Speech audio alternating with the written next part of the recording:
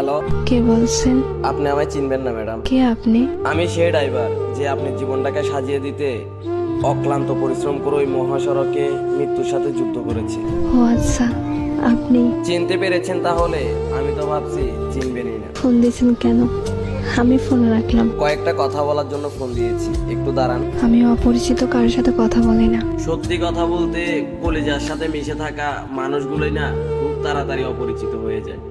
তো তো আর কিছু না, শুনলাম কাল নাকি আপনার বিয়ে। বিয়ের কথা জানেন, তাহলে এখন বলতেছেন কেন?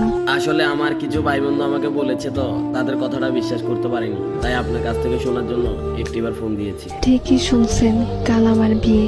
কি বলবেন তাড়াতাড়ি বলেন। আর কিছুই বলার নেই, শুধু একটাই প্রশ্ন, আমার কি দোষ ছিল? আমার ভালোবাসায় তো কোনো কমতি ছিল না, শুধু পেশা